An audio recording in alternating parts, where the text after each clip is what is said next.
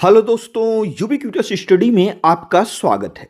आज की current news है, हाल ही में किस शीर्ष सरकारी संस्थान ने मिजोरम को भारत की अदरक राजधानी का दर्जा देने की औपचारिक घोषणा की? तो दोस्तों इसका सही उत्तर हो जाएगा नीति आयोग ने, यानी कि ऑप्शन बी इसका सही हो जाएगा। आइए इसको हम लोग डिटेल्स में देख लेते हैं।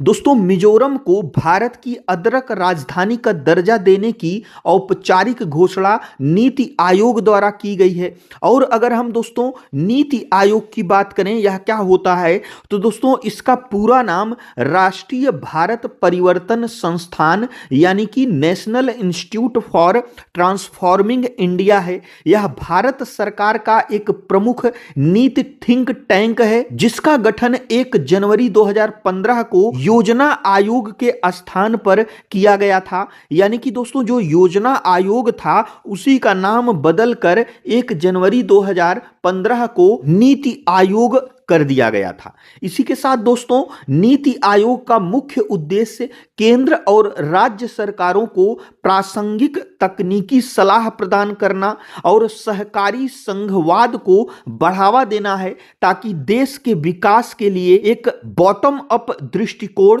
बनाया जा सके। इसी के साथ दोस्तों अगर हम थिंक टैंक की बात करें, तो दोस्तों थिंक टैंक का अर्थ क्या होता है, तो यह विशेषज्ञों का एक समूह होता है जो किसी विषय जैसे अर्थव्यवस्था, सुरक्षा या सामाजिक नीति पर गहन शोध करता है। उनका मुख्य कार्य यानी कि जो विशेषज्ञों का समूह होता है, उनका मुख्य कार्य सरकार, संगठनों या जनता को समस्याओं के समाधान और नीति बनाने के लिए बेहतरीन विचार और सलाह देना होता है। और दोस्तों यह एक प्रकार का जो है दिमागी शक्ति केंद्र होता है। और इसी प्रकार से दोस्तों अगर हम बॉटम अप दृष्टिकोण की बात करें, यह क्या होता है, तो दोस्तों बॉटम अप दृष्टिकोण इसका मतलब है निचले स्तर से शुरुआत करना। अर्थात यह एक ऐसी विधि है जहां फैसले या नीतियां जमीनी स्तर जैसे लोगों, समुदायों या निचले कर्मचारियों के विचारों